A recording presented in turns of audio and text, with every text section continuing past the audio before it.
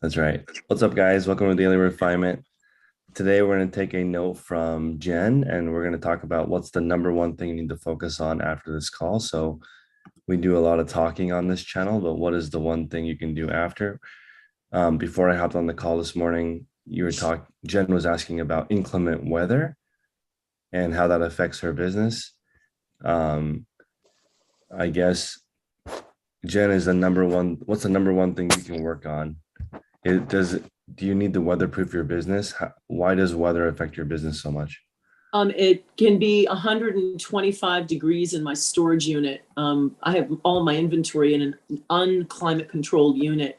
And since I primarily deal with handbags, and some of them are the polyvinyl polyurethane bags, I noticed last year that several of the lesser quality bags had melted. Not like melt like a puddle, but they started to flake and adhere to other items in the bin. And that means that I have to be super careful about the materials that I'm storing in that very, very hot climate. And it's a new lesson learned. And it was only a couple of bags, but it was a hard enough lesson because I ended up losing about 8 items. And one of them melted onto a leather jacket that I just can't sell now. So how can you afford to not have a climate controlled unit?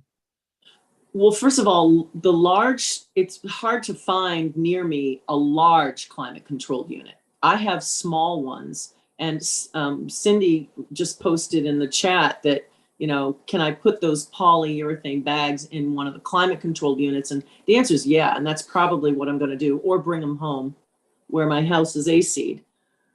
But yeah, I mean, there's just not a lot of large climate controlled units. And, we're talking 2,600 items in a 15 by 25 storage unit. There's just not a lot of those. I think another thing you have to think about though, Jen, is like, I know now that your polyurethane bags are going to melt in that high temperatures, but what if there's other bags that you don't know are going to melt? Because like over this past year, you've been picking them up, and when you didn't take those out and then those melt together, like it might end up being a situation where you fix it for the polyurethane, but then a different material bag also melts and you're in the same situation. Well, so here's a question, you guys, then. If I'm going to go through all of my bins in April, so that when the 100-degree plus temperatures start hitting, is it worth it, or should I just let them melt and find it and deal with it when it happens, and then just store things differently from here on in? Are you serious? Weeks. You have to have your inventory is the most important thing to focus on, the safety. And what happens if you sell 3 items and all three of them are melted? That doesn't work. Yeah. Just assume you have an ice cream company. You have to have a climate controlled unit for your type of business. Inventory and account health is number one for everyone. You have to be able to find your inventory, and your inventory needs to be safe. Where I live, I guess there are a lot of bugs here, but all my items are sealed. It does get hot here, but I mean, it's important depending on what kind of items you sell too. I think what Tech was talking about with air circulating, that's probably a huge thing also with many places. Is there a way on eBay to search for the material of the bags? Does that left-hand column in the search allow me to look up material? But you're not going to have 2 different units, one for sensitive material and one for not. No. No. You're going to have one inventory system in a climate control. Yeah, so you got to find a climate control unit, because like I said, like what if you get the polyurethane ones and you find out this specific type of leather also melts? Or I don't know anything about handbags and their materials, but you get what I'm saying? Like if one of the materials that you thought was safe ends up melting, then now you have a wrong item sent coming your way, or you have a cancel because the item's damaged. And like, we can't afford those defects. So as soon as possible, you got to start figuring out a permanent fix in the sense of getting a climate controlled unit, rather than like every April you try to find all the bags that might melt and then, put them in a different unit. You got to figure out can I get all climate controlled units. If it's too far of a drive for the climate control unit that you need, you might look into investing in your business and build a storage shed in your property. If that's a possibility, just reinvest in your business. That's what I would do. Christine, can you chat? I haven't talked to you in a while. She says her work is boring. Shipping, photos, list, reset to zero, update and list. Oh, I'm sorry, update old listings. Yeah, I can talk So why is it boring? because it's not I mean, it's just it's what we do. It's not it's like Tech says, we do it and it's systematic and it's kind of boring, but I like it. I like boring. Do you want it to be exciting? It doesn't have to be. I mean, the exciting part comes when I see the numbers. This stuff here, the listing, the photoing, I mean, it's okay, it's fun, but it's not, I mean, it's not a negative thing. It's just what it is. The fun stuff is looking at the numbers, learning how to do my numbers better, because that's something that I've been working on. But yeah, the everyday stuff it gets boring, but we do it because we become accustomed to it and it has to be done. So there we are. Do you think that a lot of people spend a lot of time trying to make it fun or interesting? Yes, sir. I absolutely do, because that I've done that myself. So yeah, I do. We think that, if we keep it simple and if it's working, I mean, if it's really working and we don't have a bottleneck, then why are we wanting to change it with the new thing, And that's what I was doing. Can I ask, did you have more thrill in the beginning? And did you enjoy thrift stores and stuff like that? Did you enjoy thrifting before you started? I think that's Did I enjoy? Yeah, I enjoy thrifting. Now it's like my challenge to get to all the stuff, like the last time that I went sourcing, I went through all the stuff and then I was looking, doing my final check through of all my items. And I saw this guy walking back to the men's section kind of quick. And I was like, ooh, he's a seller. Guy, you can just see it in their face, when they're walking back to the section that they want to go through. And I could hear them going, through the clothing. And I was like, I got it all. I mean, and by the time I was done, I went just for grins and I drove by his cart and it was pretty much empty. And I was like, oh. So I felt pretty good. Yeah, no, I just asked because I think everybody kind of enjoys that in the beginning. I think that's why some people maybe even stay everything sellers. They can't get out of that because that's the part of the business they enjoy. They probably did that before they even started this business. It was the treasure hunt, the digging, well, now finding. But then, right, once you get smart and you niche down, if you don't choose something that's real, like close to you, like what you enjoy, and we probably all like fashion, the people that sell clothes, but we're not selling everything we love. But right, yeah, then it just boils down to, right, you just have to do it. I was just thinking maybe how can we keep that? I guess the money's got to be it, understanding the money and the freedom we get. We just somehow need to keep that. Once we lose that spark, man, you have to remember. But yeah, I think everybody has that spark, like enjoys it in the beginning, but I do feel like people get burnt out. I was talking to somebody. It's not about losing the spark in thrifting. It's about our mindset of this is my business. Now I'm like, I'm focused in, I'm dialed in. And that to me, it's boring, but only that's just my word for it. It's systematic now. Yes, yes, yes, no, no, no, no, no, no, yes, no, no, no, no, so it's like when I'm going through the racks, I'm looking, so it's more of a focused challenge. And I like it, and that's why I keep doing it, but it's technically, it's not, the going shopping and spending money is more exciting whenever I'm like trying a new vegetable that I've never tried before. That's being a vegetarian. That's kind of exciting. That's the kind of stuff that I get excited about now. I get excited about my numbers. I get excited about, what my goals are. The thrifting is, it's, I'm not afraid of going, and I still, it's just a system. So back to Chris's question, is it, about being, well, Does it need to be exciting? No, it doesn't need to be exciting. Well, I'll tell you, I think there's a big secret here, which is if you focus on performance, it is the most exciting. Like how well you are doing at reselling is a sport.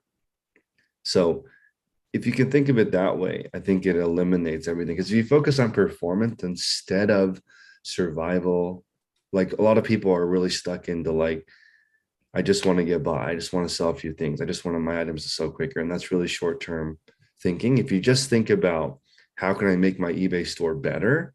How can I make my listings better? You will make more money as a result of that.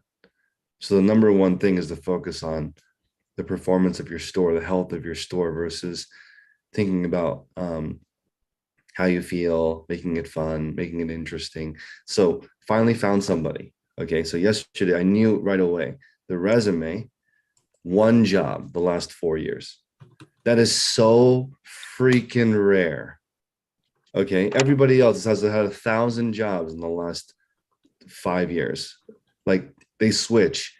And I think, I don't know why people are switching jobs so much, but it's 2 months here, 2 months here, 2 months here, 2 months here. It's how do you gain any traction when you switch jobs so much? I don't want everything people in my life, not just eBay. It's too much. It's too complicated.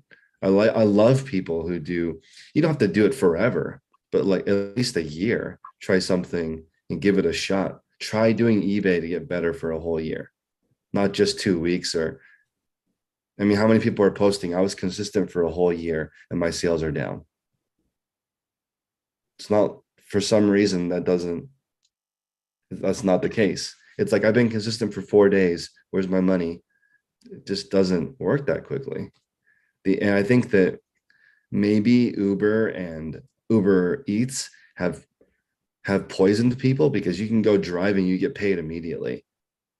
eBay, you list something, you can get paid immediately. People don't realize that normally it takes a long time.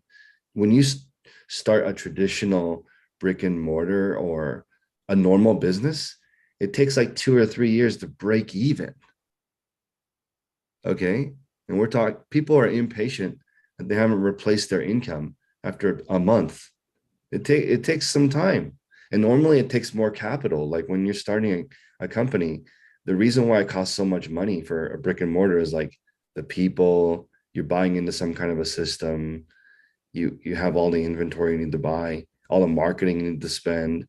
So I don't know if eBay has made people lazy because you can get paid, I think, in a week on eBay. That's pretty fast. I think Uber Eats probably is 1 week too. You could list something. It could sell the same day. If you're new, you have to wait until the item is delivered, but that's still only a week. So people need to be way more patient with themselves. Give yourself some grace. I don't know if I feel like it takes a long time for effects to take hold. So I don't know why. I would like people to be patient with their store. Jen says that she's having difficulty finding a climate controlled unit in Arizona. I bet I could find one. I would just be persistent. I would just keep looking. I found a unit in California with electricity. That's not easy. 90% of them do not have electricity. The ones that do, there's waiting lists, but doesn't mean I don't give up. I just keep looking because I want a unit with electricity. In my last video, I was talking about becoming an authority. It takes a long time. To be an authority in any industry is amazing, but I love when someone in the group has been oh, I've been doing this for a long time. This is what I've learned. It's so valuable. Landon? Get both of them while you're up there. The blue one's up in the yard. Oh, Landon's not talking. Sorry. All good. Sorry, spring break. I got the kiddos at home. All good, Landon. Ben is saying any job takes 3 weeks to get your first paycheck. This is great. this is a great point because since I'm looking for W-2, and I say your first paycheck is next Friday, if they're like, oh, that's not soon enough, that I'm in trouble because that person's too desperate. So, and a lot of people don't even want to go through like, hey, I need a copy of your driver's license. Here, it's ridiculous in California. People are like, do you really need to see my driver's license? I don't have to, but it's like it's part of the, like when you sign up an employee, you have to prove that they're eligible in California. You have to prove they're eligible to work in the United States. So it's like, anyway, I just was unbelievable yesterday when I saw the resume of this girl. First off, a referral, which is nice because my brother-in-law's friend's girlfriend, right? So referral is good. And the fact that she's only had one job in 4 years, I couldn't believe it. She's only, I think, 27. She's had one job. That's amazing. That is so amazing. And she's like, and when she came, she was like, oh, this is awesome. I need to be part of e-commerce. I will work here until I want to get good at this job. And I was like, wow, that's so different. Because most of the resumes I receive are, hey, I'm interested in learning about eBay. That's the email I get for the job. Good, Catherine? My daughter applied for a job, and during the interview, the boss said, honestly, all I want you to do is give a shit. I'll throw money at you. I'll give you raises.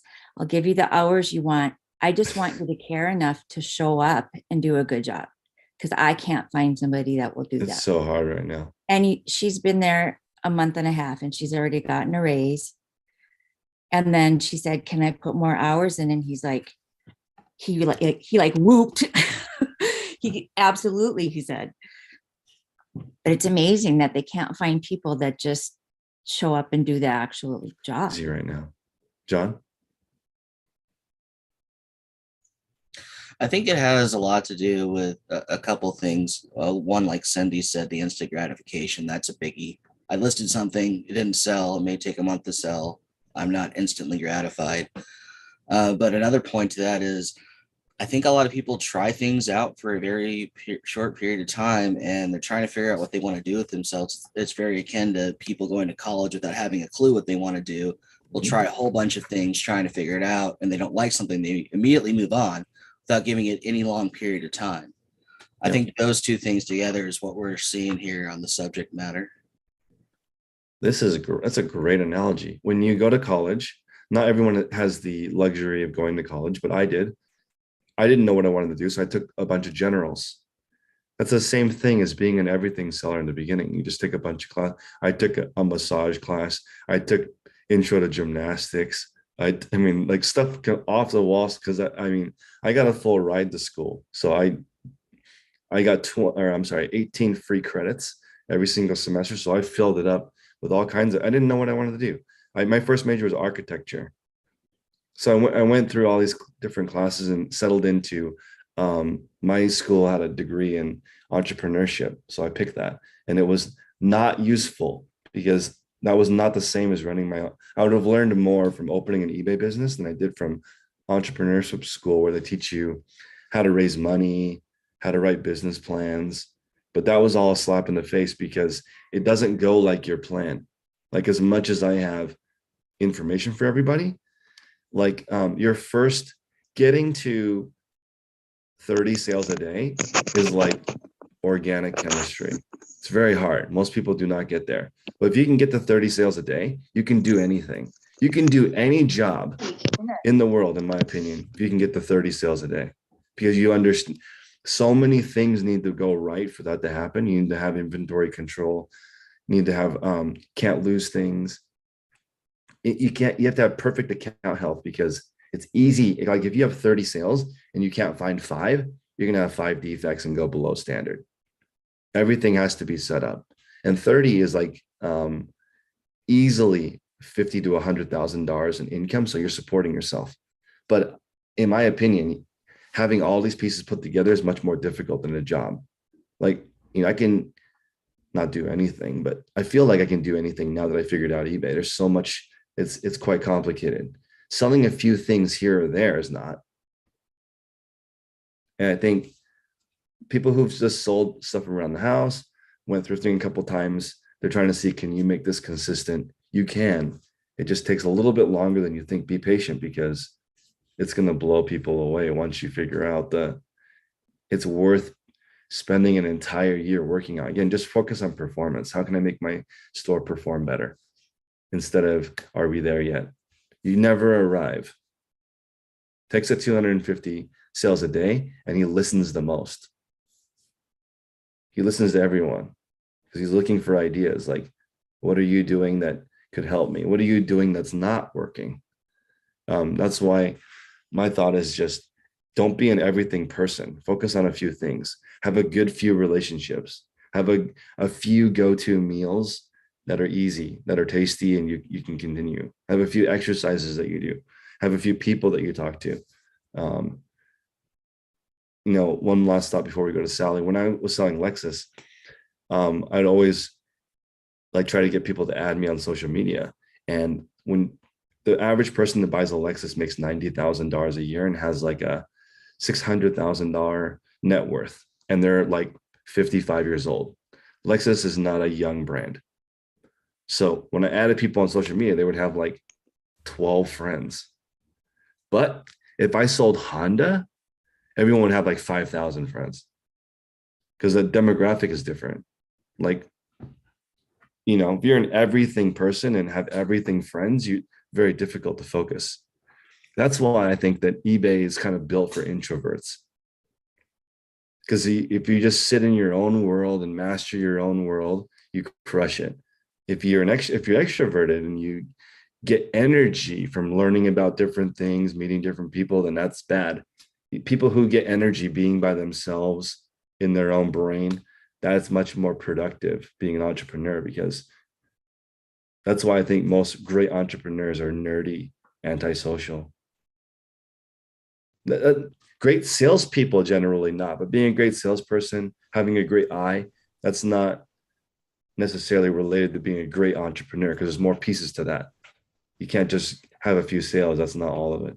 Sally? Chris, that's really one of the best parts of this group, is that for those of us who are extroverts and do need some of that, people doing it with you and office type feeling or something like that, this group provides that. And for me, it makes me way more productive than when I was just doing it by myself, not talking to anyone all day.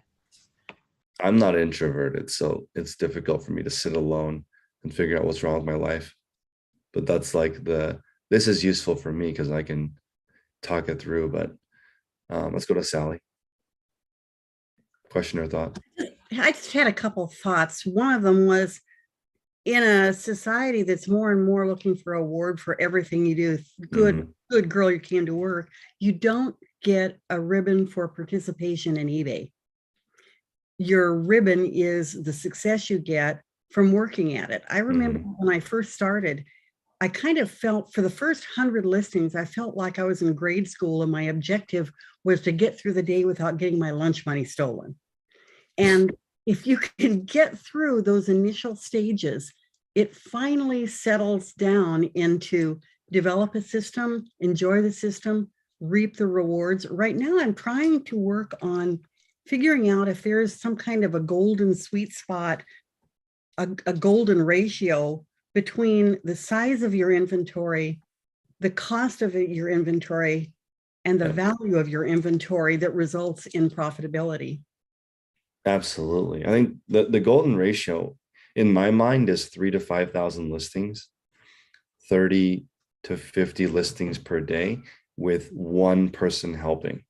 That's like the golden ratio of eBay. It's the most comfortable. If you do it by yourself and you can get to 30, that's great too. But then you have to work every single day forever, unless you have a 50 a day habit and you do it 3 times a week and you take some time off. It's different. But when you do, the people who do really hard one day, it's hard to get back into it. It's easier to do 30 a day, 7 days a week, than 42 Monday through Friday, because taking 2 days off from eBay, it's like starting a train in the beginning. That's why I want people to just focus on getting one listing up, because getting that first listing up is a challenge. Once you're already taking photographs and listing, you can keep going. It's just getting started. It's like definitely like getting a rocket ship out of the atmosphere in the beginning. You have to have a tremendous amount of energy. Maybe also that's a huge tip. You need a tremendous amount of energy to get started. You don't need a lot of energy to stay in motion. Yeah, Tech's actually been using the cruise ship thing on stopping, but now you're almost looking at the other side. Same for starting as well. Yeah, how do you start a cruise ship? It's a lot. It's like probably 10. Right, and then once you do get it going, then there does come a time where it flips. Like him, if he has to change, it takes a long time to stop. Yeah, let's see. A cruise ship is a fantastic analogy, because he's just been using that. I just such thought a good one. Kind of hitting right on it. Other than you were just looking at the beginning stages of it, he's been talking about the ending stages because he's at that point. So he's been talking about how it takes so long, so many miles to stop. So if he makes one, he messes. But yeah, you've reversed it. Now you're looking at the beginning stages. I thought that was interesting. So let's see.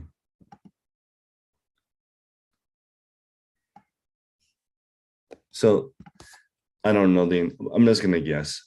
I'm trying to Google like how hard it is to start a train or start a cruise ship, but I bet it's 1,000 times more energy or fuel than to keep it going.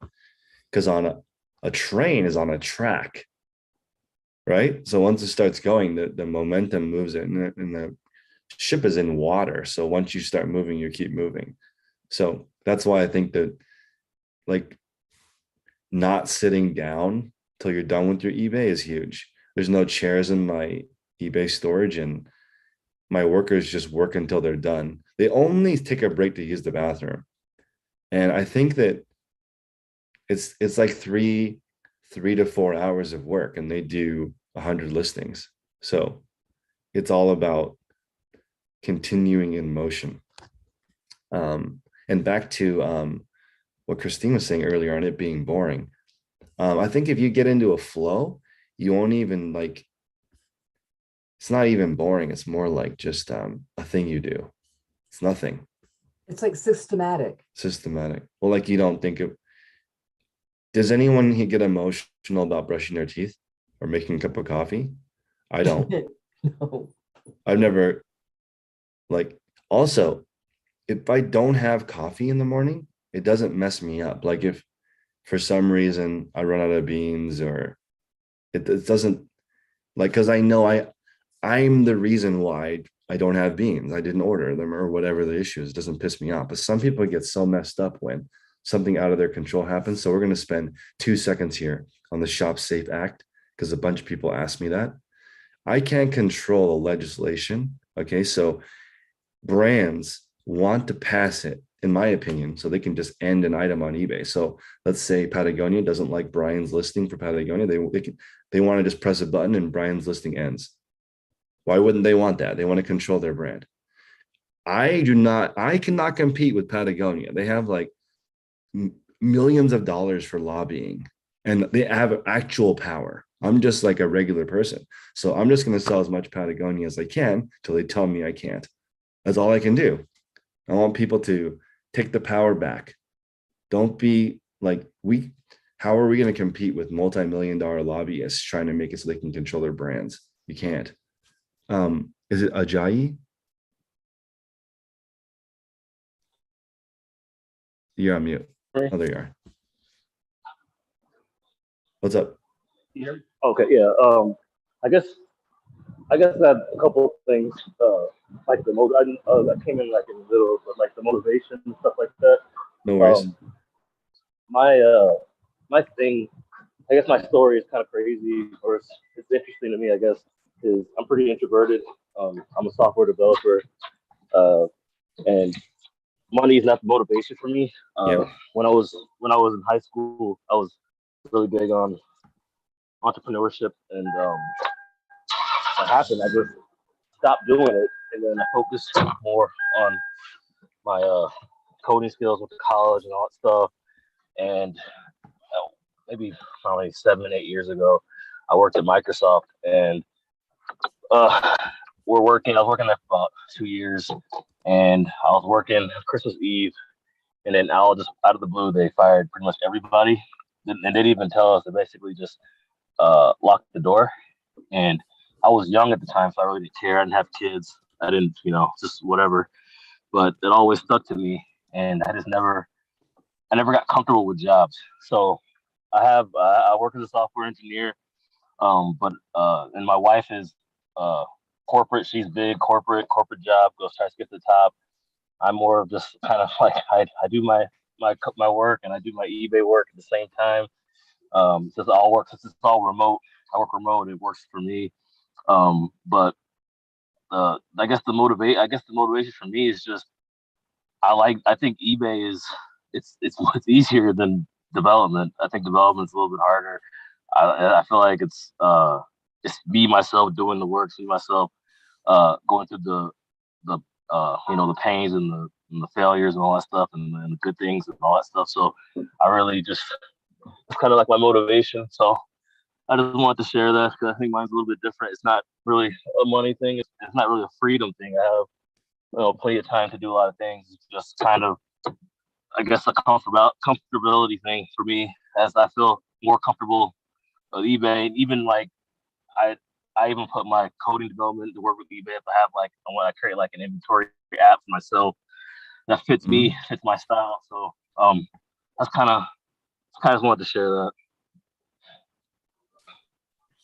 I think most people do not do eBay for money, as odd as that sounds, because it's so easy to get by now, especially if you live at home or you have a reduced need for rent or mortgage. If your mortgage is under $2,000, so I mean, what percentage of people here, their mortgage or rent's under 2,000?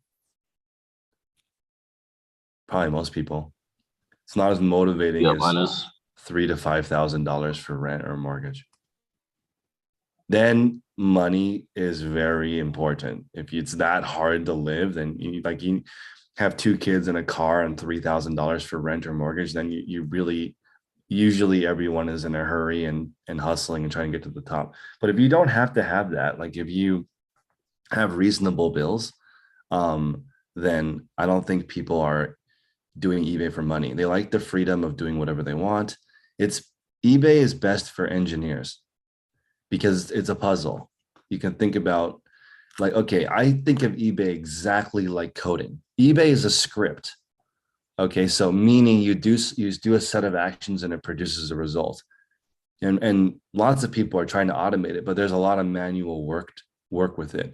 But once you figure out the script, you want, like when I look at code, you don't want, I think this is a term, I'm not a developer, but you don't want spaghetti code where it's all convoluted. You want like the simplest instructions to create the result that you want. So that's why you leave all the items. Go ahead.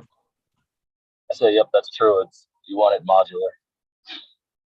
Yeah, you want simple instructions. So you want to go, I go to my workstation, like here, I'm going to give you guys an example in the Facebook group. This is awesome. So I had everybody post their photo stations, right? So this is important. This is like this is the beginning of the script. You need to take pictures of your items. So people who are working with light boxes or flat lay, or people making stuff out of cardboard, people with systems that hold the camera above, all these different things are people, like everyone's system here is custom, right? No 2 photo boxes are the same. Everyone's working with what they're working with. This is a floral background or a natural looking background.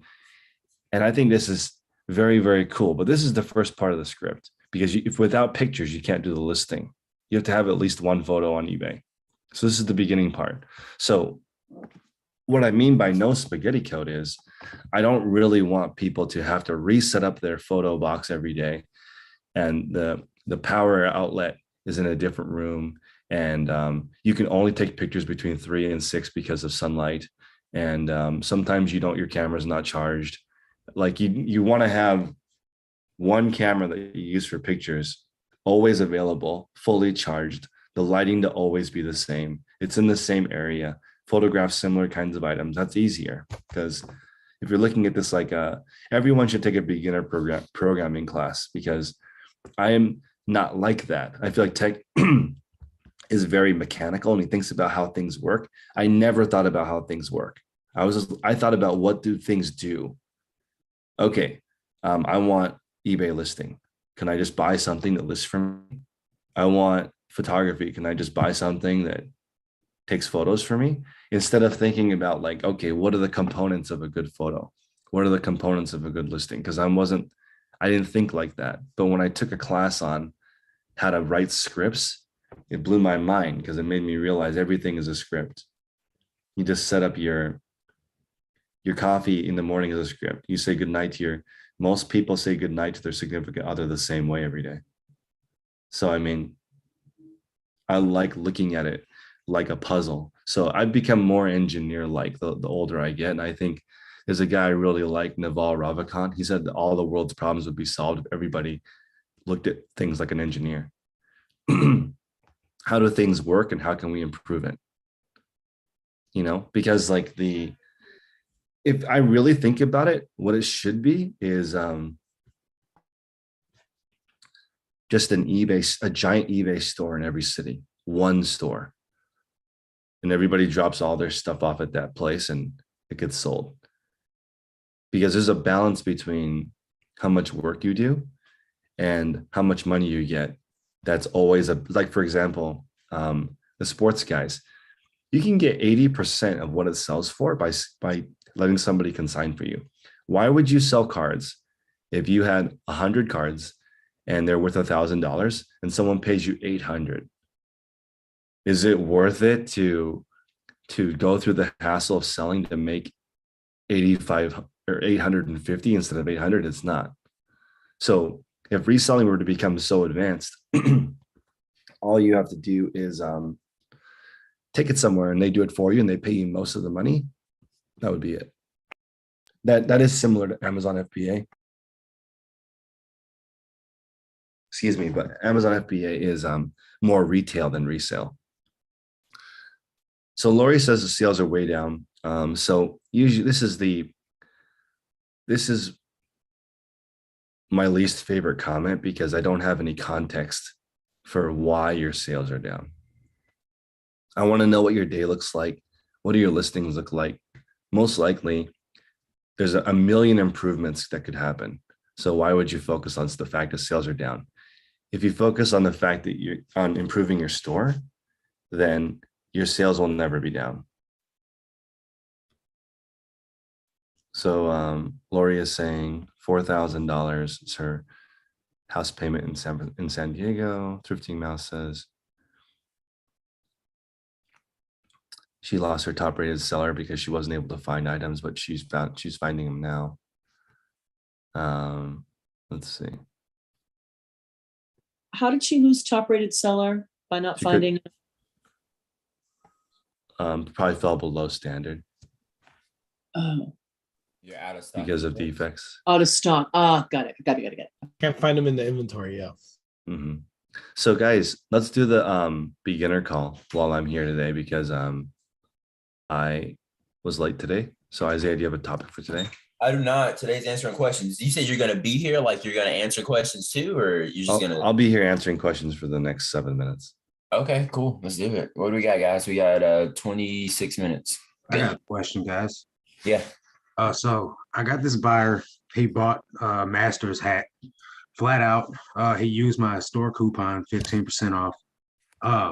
And then left me a buyer's note and said, "Hey, how's free shipping sound? It's me again. Thanks, Phil." And so I messaged him and I'm like, "Hey, you already used the store coupon. I can't give you an additional discount. It's 2 discounts on 1 purchase. I hope that makes sense to you." And so then he messaged me back 8 hours later, "Oh, that's great. I spent, $88 with you and you're you don't want to give me a $2.98 discount. I've spent $88 with you over the course of 2 years. I've shopped with you several times. I've only been on eBay for a year, so I'm assuming this guy has me confused with someone else. But then saw a message him back, and I'm just like, sir, would you like a refund? You know what I mean? It just doesn't make sense for me to give you 2 discounts on one item. And he's like, it's just time for me to find a seller that cares about their buyers. And I'm just like really afraid this guy's gonna like leave negative feedback, which I really don't care about the negative feedback, but I don't want him opening like an item not described return out of spite. So like what do I do? Do I like try to get this guy to make me refund his money, or like what would you guys recommend? I don't know. I probably just if he's already paid for it and we're rocking and rolling, I just send him his stuff. Here's the thing. So there's a lot of different ways to answer your question. Sometimes I have people who will message me and go like, hey, can you do free shipping on this instead? Usually in that case, what I do is I'll send them a lower offer. So like, let's say if you send me $80, right? And you wanted free shipping instead of charge shipping, I would just send you a 70-50 offer and just say, pay that. And that way I still get my paid shipping. So just in case something does happen, I can do the still withhold the original shipping. Right. And at the exact same time, they get what they wanted, which is the lower price. So usually I don't sweat it too much. With this buyer, he's a little bit problematic. He's got like 2,000 feedback. He's been on eBay since '99. So like, maybe he just really feels free shipping, man. And how much is the shipping? But like, I don't know, like $5, but he's already gotten a discount, you know what I mean, by using my coupon. Don't worry about it, man. Think about it this way. Like you get another sale, and with that extra sale, you take that money and you put it into more money. Right. I understand that. But like at this point, I want to refund all his money and don't want to keep none of it. You know what I mean? Like I would have given him the additional shipping discount on top had he asked me, but he went straight bought the item flat out, right? Used the coupon code, you know what I mean? And then asked for the shipping discount. So I just simply shot at him like, hey, I don't usually do this, you know what I mean? Especially when you've already used the discount code, because I don't feel like I have to give multiple discounts on one item, you know what I mean? Yeah. But then he came at me like, I spent all this money with you over the years, and I'm just, no, you haven't. This is the first time we've done business together, you know what I mean? And that's what led into the other issues, you know what I mean? Like, but do I just simply go ahead and refund them $5 additional and just keep it moving, or what? I would take the sell and keep rocking. But Chris, what do you do with problematic customers like this? I just I don't negotiate shipping anymore. I used to, but now I have best offer. So I'll just cancel the transaction. If the buyer has a problem, I'll just say, I'm sorry, we already agreed to a price. Because sometimes I'll accept an offer accidentally and it'll say, they'll put free shipping in the message and I didn't see that. Mm-hmm. And they're not allowed to do that. And it's against eBay's rules to make an offer and also negotiate the shipping. So any defects that happen because of that, you can get out of it. But I would just cancel the order then, or what? I would let them know I can't discount the shipping to free.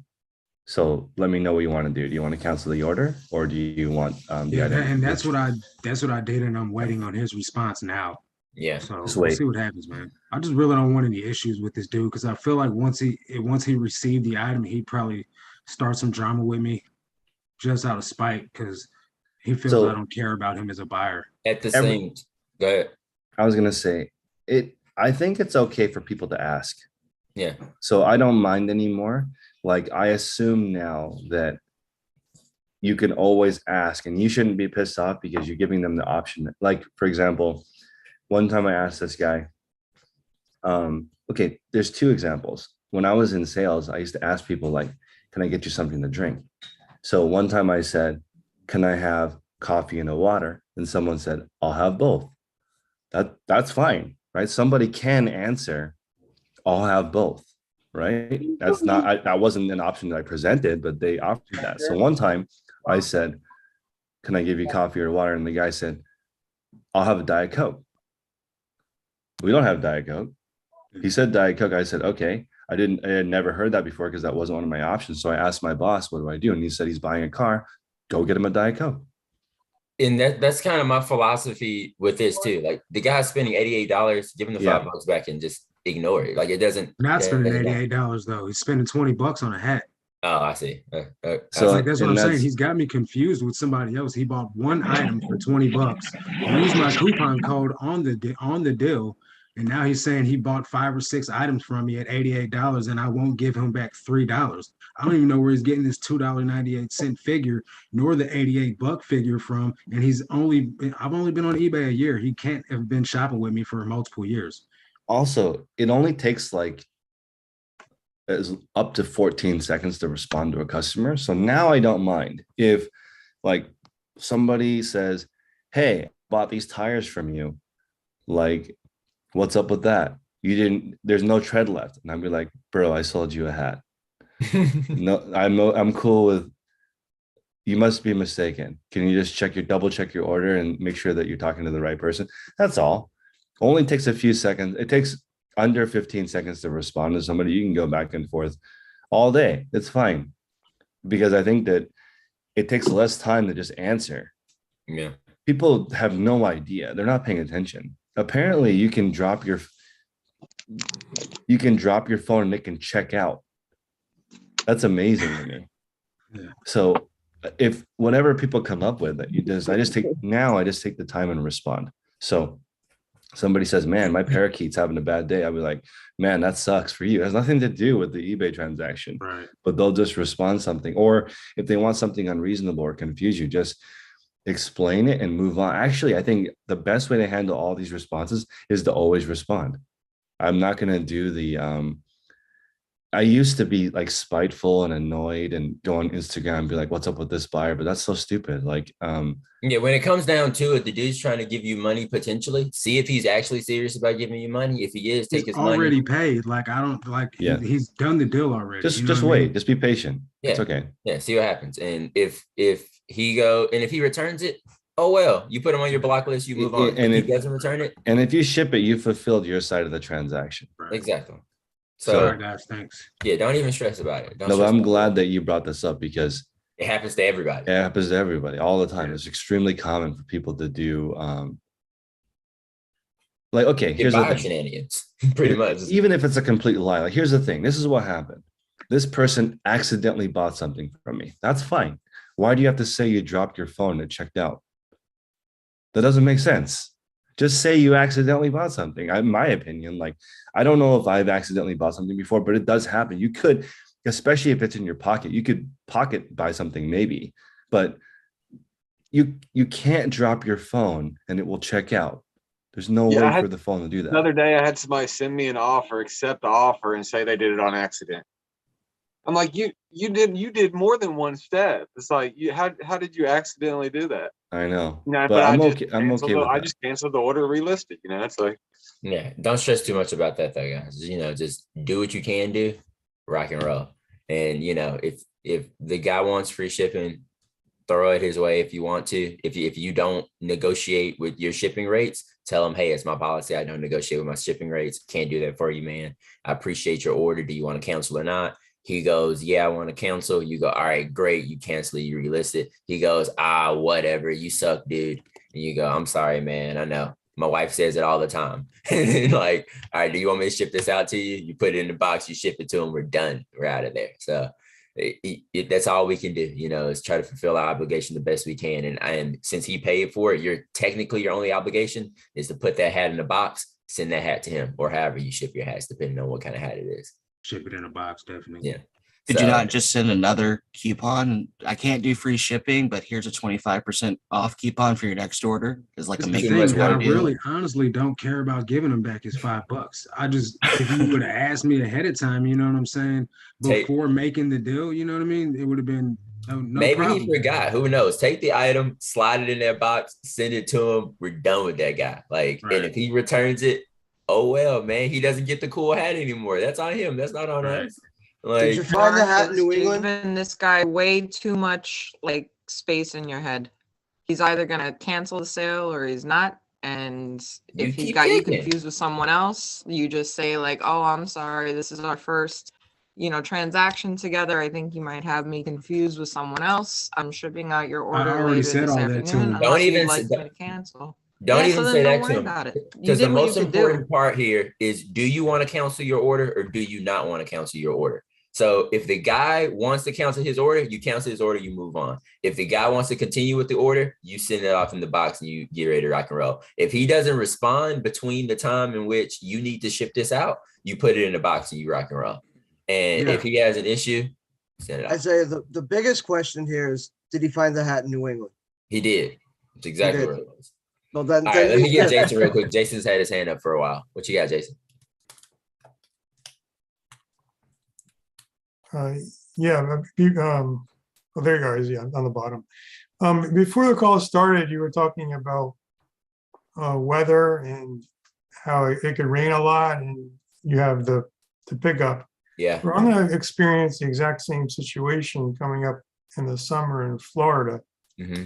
And so I thought it was interesting you put the sign on the door. Yeah. That it's inside. So I guess that means, mail carrier can come at any, you usually know when they're going to come, but you don't know exactly when they're going to come. Exactly. So that means you have to make doubly sure that you're there ready when they come. Is that right? My guy's like a ghost in the night. So like he pops in and he's gone within like a minute, no matter how many packages I have outside. Like I can have 60 out there. He scoops them all and he's gone in a minute. So what I do is, just in case anyone didn't hear earlier in the call. So whenever it's about to rain, like especially if it's going to rain like very hard, I have a sign that's on the back side of my door, like the side that you open to go outside. And I'll put that on the front side of my door. The sign says, hey, oops, I was about to say, I was reading the chat. The sign says, packages are inside due to the weather. Please knock. And then my guy, he can see it from the street. He just comes through, he knocks on the door, and then I give it to him that way. So ideally, you want to have some kind of system like that if you are doing package pickup, because if my packages get wet, then like I have to replace all the boxes, I have to replace all the labels. Even if the shoes don't get damaged themselves, it causes me a lot of issues when it comes to tracking, validated, so on and so forth. So, I have that sign out there just because there was a time where I had 17 packages outside. They all got wet and I had to repackage them before he came. So yeah, I understand what you're saying about the packages getting wet. Well, I guess, is it just you, or you have someone in your house with you also to make sure, maybe this is getting kind of silly what I'm saying, but maybe you're in the bathroom when they come and you can't open the door, and then you miss the mail carrier. But how do I you get see what around you're that? saying. I see what you're saying. So like what to do in the circumstances in which you knock, he knocks and I'm not here. Yeah. Yeah. And in that case, if I'm not here, I ideally have them outside. Usually I am here. But let's say if you did miss them, you just drop them off at the post office and you'd be okay. Like my post office is like 8 minutes that way. So I would just drive down there. Like I've had a couple of situations where that's happened. He knocked and I wasn't here. Not because of rain, but usually for other circumstances. And I'll just go take him to the post office. So if push came to shove. But ideally you'd be here in most circumstances.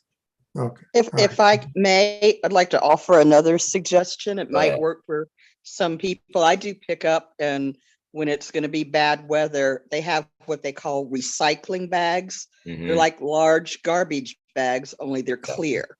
And I just put all my boxes or packages, whatever I have, in one or two of those clear bags and sit that out on the porch. That's what tech does as well. Like if you sell a golf club, so it might be a little more difficult for you to do that. Maybe you need to have like a wider bin or something like that. But you can just like talk to your mail carrier and you have a system for when it's raining. And if that means, like in Mandy's case, she probably has a big bin. She sits it outside with a lid on it. And when it's raining, the carrier just goes, okay, let me come out here. They're in this bin. I go take them to the car and go from there. I've also done something like that as well, where like I have these, like the lids that are on my yellow bins, my black and yellow bins. I'll put those in the way in front of my packages in order to keep them from getting wet. But ideally you just decide which one's best for you. So you can have them outside and just covered so that, put a tarp on them or something like that if you want to. That way they don't get wet, or you can, bring them inside and have them knock like I do. I only use that if I'm going to be here though. All right, thank you. Yeah, no problem. Raphael, what you got? Hey there. So I think it was about a week or so ago. I got an order for a jacket, and it was like some of the first few things I listed, so it was wrong, or I couldn't find it. I sent them a comparable jacket. They received it. I did the suggestion of reaching out to them right away. I said, hey, I sent you a jacket that was comparable. If you hate it, please let me know. So I just reached out and said, I want to take care of you. Here's this jacket as a replacement for now. Haven't heard anything. I don't want to send a positive feedback or anything because I kind of don't want to poke the bear. It's like, You're stressing too much about things that don't matter, man. Just send them a feedback and keep rocking and rolling. You're good. But then what if I send them a feedback and they go, oh, by the way, this is not the right jacket, and then now they send you your jacket back. Yeah, they send or they reply negatively or something. What if you don't send them a feedback and they notice that, and then they go, oh, this dude didn't send me a feedback and he gave me the wrong jacket? Okay, knock it off. All right. Okay. No worries. You just rock and roll. Give him his feedback and keep rolling. Okay. All right. I'm gonna poke the bear a little bit. So, all right. Thanks. Tell them that they're a great customer and you appreciate them. Well, I am. I'm not gonna say nothing about the jacket. I'm just gonna do what I normally do. Okay. I love you so very much. That's your feedback response.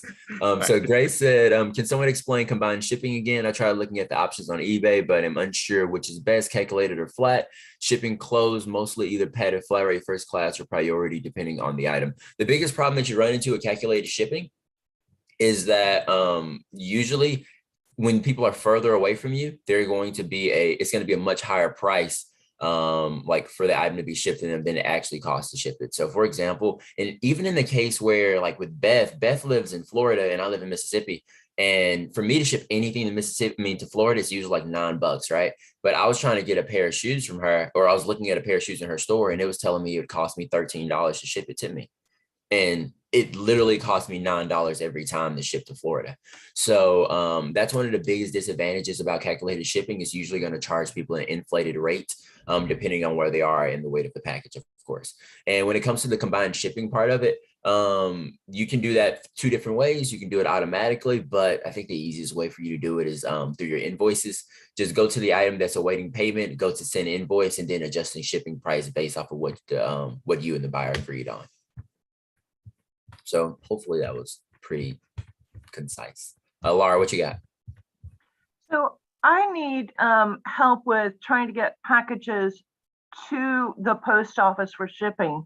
Yeah. I live in a apartment complex in a town where they don't allow business in your apartment or in your home. Mm-hmm. And so I can't schedule the postmaster to come and pick up packages. Mm-hmm. And on top of it, I don't have a car. Mm-hmm. So everything that I would have to do, I would have to rely either on a friend or Uber in order to get to the post office.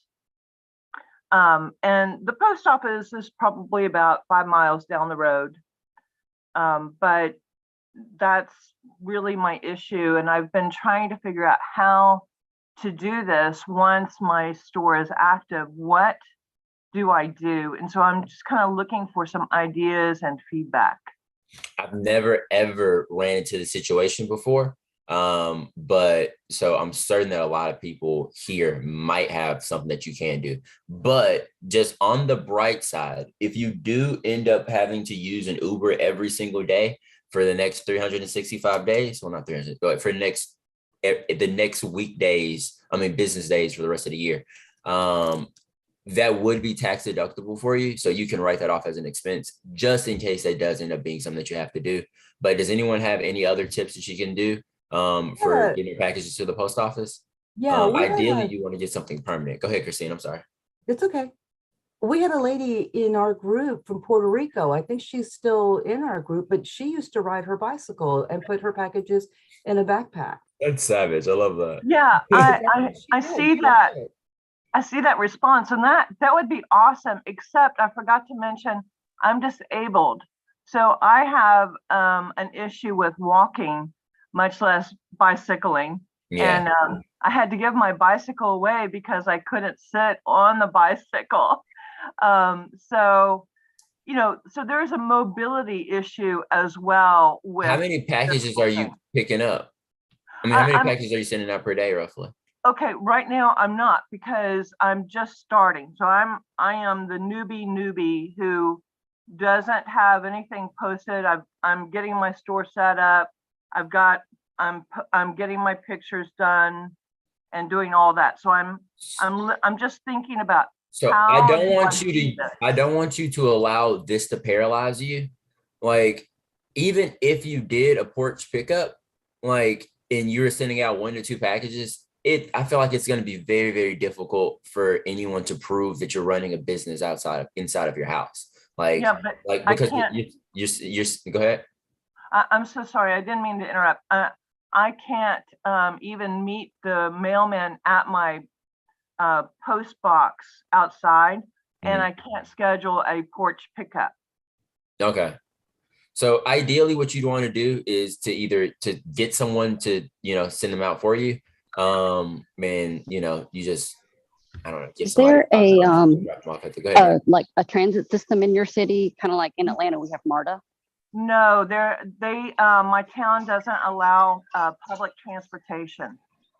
Okay, because I know my mother-in-law here, we can call them, and there's actually a bus for people with disabilities, and then they'll take them to like appointments, and it's a little more, it's like a little bit like unreliable Uber, but just asking. Exactly. Yeah, we have that. I live in a suburb of Boston, but the town that I live in will not allow the bus for medical transportation to come into our town.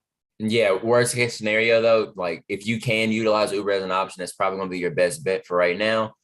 Yeah. And you just get your like I said, the whole thing's gonna be tax deductible for you. It's an expense. You're using it in order to get your packages shipped off. So ideally, it's costing you nothing. What you got, Mark? Just if it's the apartment complex that's not letting them do the business within their complex, why not just find out what time the postal carrier comes in and wait for them outside? You said she can't meet them outside, so but yeah, like I don't know. I mean, like outside they won't allow.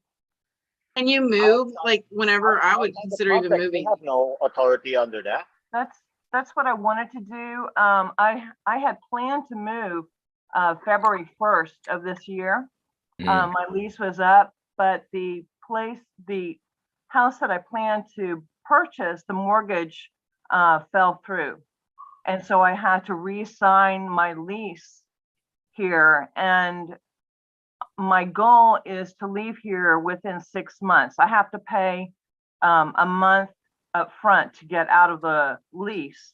Yeah. But that's what I plan to do so that I can get porch pickup and, you know, live in a place where they're friendly to business. So our primary goal is going to be, you know, getting listings up in our store so that we can have, you know, so we can build our processes, have an influx of cash coming in, and then just, you know, have a small fund. Either you ask a friend or somebody who you pay $5 a day and, you know, they drop your packages off for you. Yeah, that's what I was going to say, opposed to the Uber. Yeah. If you talk to anybody in the apartment complex, there's tons of people that do that for you. Go to work every day, say, hey, I'll give you any day I need this, $5. It's like, that's their gas to work. You know what I mean? Put a listing on TaskRabbit. Yeah, my great aunt, she literally takes someone to town every single day. She's like 63 or something like that, and she takes people to town every day, every day. And if she does it for free, probably put a listing. So you could probably put a listing on TaskRabbit or Facebook Marketplace or Nextdoor to find somebody that would be reliable. You could pay. So and there might be someone that would do it for free. Even like you go through this option, and you know you see someone who actually do it for free for you because they just, you know, they want to help you out. So worst case scenario, you pay somebody $5 to get them to send your packages out for you. You should be fine. The other option too is if there's someone who lives nearby who the post office can go to, see if you can ask them if for like a small fee, you you can go to like drop your packages at their place and then the post office can pick them up. Yeah, we got a lot of roads that can lead us there. So, you know, That's a good idea. try to brainstorm some of those, but again, don't get paralyzed by this. Number one priority, listing items on eBay. So step one, get some items listed. And then once we get sales, you know, we can figure out how to get them to the post office after that, but we got to get the sales first. Yeah, you're right. It has really kind of stymied me because I just haven't figured out, well, once I sell something, how do I get it to them? And so that has been a huge roadblock for me. We can totally figure out a way to get that to happen for you, but first we got to sell the stuff. So most definitely. I appreciate it. Let me get Tim's question real quick. Once you have your shipping discount set up, $5.95 for the first item, $3 for each additional. Does it work if the buyer? Does it only work if the buyer puts the items in their carts? So here's the thing. I got a little bit more information about that part of the business policies. When you have the one where you go $5.95 for each item, $3 for each additional, that's for that listing. So each additional item inside of that listing would get that $3 additional for the shipping. There's another part of it, which Mandy was showing at the end of that call about the shipping rules. And then those rules are what's going to allow the shipping to combine automatically. You just have to add that to the policy. If you remember with Mandy, when Mandy was showing her policy at the bottom, it was like a little check mark that said, apply your shipping rule to this policy. And by applying that shipping rule, it makes it so that it will combine in the cart. You have to create that rule first. Yes. Then it'll show up the check mark. The rule is right below where we did the part with the business policies. So you have the business policies right below that is shipping rules. 1 second, Andrew. Let me go through the chat real quick. The store review link is not up yet.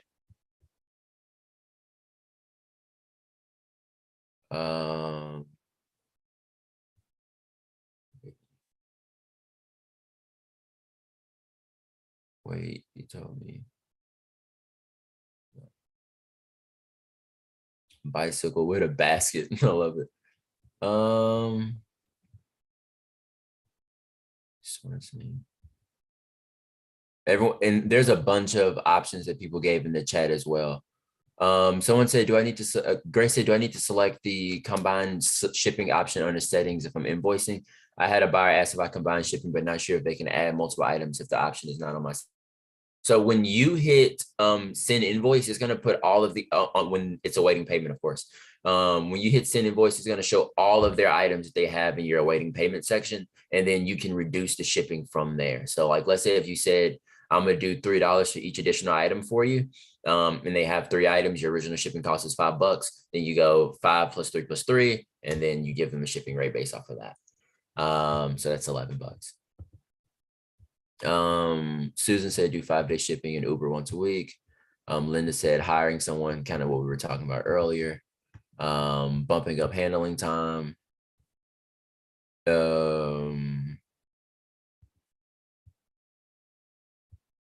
Someone said that it might not be totally deductible as an expense.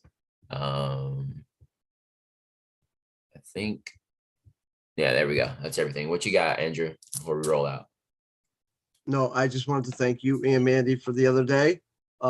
Since I changed all the policies, I've been making like sales off different posts like all at once. So yeah, you're talking about the shipping rule that we were talking about? Yep. Yeah, totally. So easy, and you don't have to do anything. It just does it. And like people are buying from like multiple posts now. So it's like perfect. Mandy, do you want to show that real quick if you have the time? Yeah, I do. Like just where that shipping rule is. Hey, you know we're still streaming, right? On YouTube. Okay. Oh, are we? Okay. Yeah. Oh, wait. I don't want to. Oh, yeah. I'm not sharing my screen yet. I was like, I don't want to share everything. But, yeah. So when you, I don't know when you end this, if it ends it on YouTube, since Chris had to run. If I hit stop live, I don't know what to do. It's okay. We'll see when we get there, I guess. Yeah, we'll show it later. So okay. Yeah. So I have to go to my shipping preferences first. This is from my eBay, of course. You go to account in your shipping preferences. Yeah, I go my eBay account. Once you go to account, you go to shipping preferences, which is right below business policy. Same place that we went last time. From here, what you want to do is you see where it says allow combined payments and shipping. So you have to create a shipping rule. So first, it's going to tell you hit edit on that first one for me, Mandy. Oh, the first. Yeah, that first one that says, yeah, it's going to have you opt in. After you opt into this by selecting that, you're going to hit save. And then that's going to give you access to these bottom ones. You create your flat shipping rule, and then you can apply that rule to each of your individual policies. So for in Mandy's case, she has $1.50 for each additional item you purchase. And that's also applied onto her business policy, so that when someone buys an item with this rule, regardless of which item that they buy, they can combine it with another item that falls under this rule as well and get an additional $1.50. And I have the 2 rules. So I have one for domestic and one for worldwide. It says $5, but I actually only have $2.50 here. I changed it. Yeah.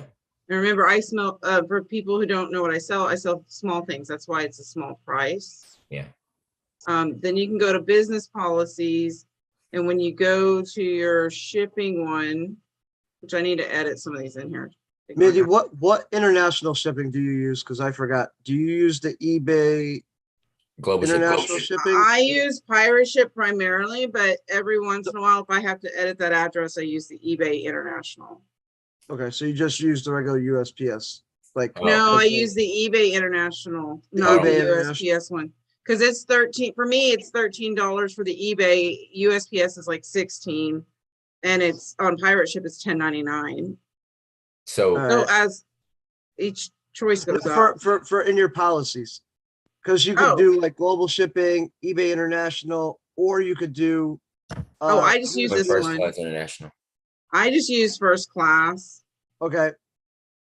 And I don't even use USPS because there's not a right. I guess I could put this eBay standard where I probably should have had that on there because I use. Mandy, let me highlight something real quick. So you see right there, right below her shipping policy where it says combined shipping discounts apply my flat shipping rule. That's the rule that we were just talking about a second ago. So once you make your business policies and you make that rule, you can apply the rule to each individual policy, thus allowing it to automatically combine whether it's in their cart or not. These here is only to combine the same SKU, the same listing. It has to be the same. This one here is for you to combine other items to it. So like if I had 7 pairs of shoes, each additional would apply on those 7 pairs of shoes that are on one listing if they bought 2 of them. If I had a person who bought 2 different shoes, then the shipping rule is what's going to combine the shipping for them. So and then Michelle has a great call in the group, and Isaiah has a beginner call that's in detail on this if you need more. Yeah, exactly. So we are definitely above schedule. It's like 9:37 right now. So let's get ready to rock and roll out. I appreciate you guys. And see you next time.